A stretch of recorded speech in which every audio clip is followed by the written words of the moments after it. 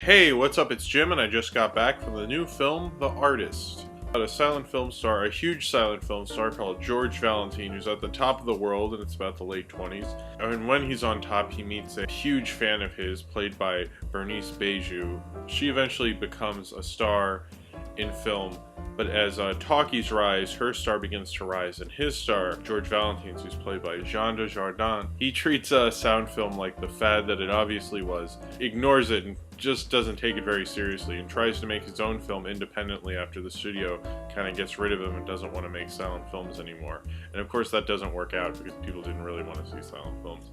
After sound came in and his career flounders and he goes broke, he's kind of a casualty of the sound era. This film actually works really well within a silent film plot. In a lot of silent films where you have a romance, you have a boy and a girl, they meet, they have sparks, but they can't hook up just then. But then they get separated forever and all these horrible things happen and life is so horrible. But then, you know, at the end they always get back together. The Artist was very reflective of those kind of plots. I think this is a really good movie. It's a very audience-pleasing movie, and I really enjoy that about it. And I love the dog in this film. I think should get a Best Supporting Actor. He's so great. And all the acting from Jean Dujardin. I thought he was really great at playing a silent film star. He reminded me a little bit of John Gilbert. His character's name, George Valentine, is I guess supposed to be representative of Rudolph Valentino. A little bit Douglas Fairbanks. And he looks like the illegitimate French son of George Hamilton as well, but I don't think that has anything to do with the movie. I watch a lot of silent films, so I know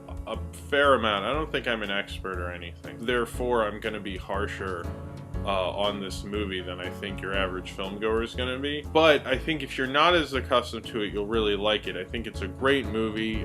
Everyone who I went with who hadn't seen silent film really loved it, and there are a lot of people in the audience who I didn't think really get to see silent film. So I like that it opens people's eyes to silent film, and maybe there's a kid who will see this who will then go watch a King Vidor or a Murnau or a Buster Keaton or a Harold Lloyd. At the same time, I kind of wish this film had been a lot more kind of a Todd Haynes approach to it and really choose a style or a certain director of silent film, because this film felt to me very like too broad in the sense of its subject matter. It's just kind of like silent film.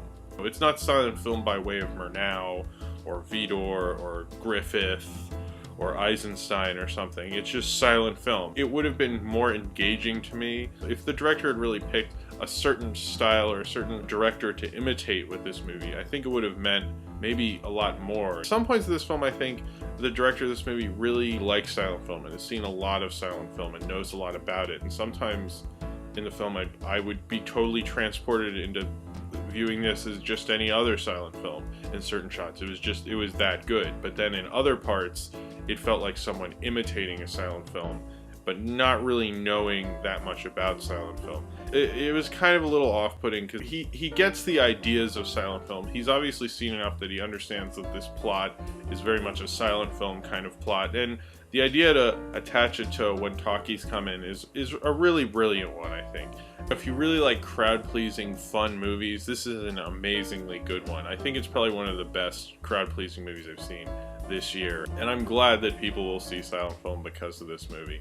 But I just wish it had been a little more in-depth into its subject matter. And I felt like he was meshing 30s and 40s Hollywood with silent film, which I didn't really understand, because at the beginning he clearly is in like an old movie serial, like a Buck Rogers, but that wasn't around in the silent era, so I don't understand why he did that. In what it's trying to do, and in the broad sense, it works really well. And that's what it's trying to do. It's trying to give you a broad kind of entrance tribute to the silent era. You know, it's not getting in depth. I thought Jean Dujardin did a great performance, as did Bernice Bejo, and then you have great performances by John Cromwell and John Goodman. But Jean Dujardin really got kind of that old, you know, generic movie star thing, you know. And that's the thing, it doesn't really want to decide if it's a certain style. So it's like, oh, we're hinting at Rudolph Valentino, but he's not playing really that, and he's not really Douglas Fairbanks. He's not really a 30s movie star, but he's not quite a silent movie star. You know, it never narrows it down. But that's fine, because it doesn't push itself so that it needed any of these fine details. I think maybe it would have made it a stronger film in the long run if it had had it, and probably maybe a more interesting film.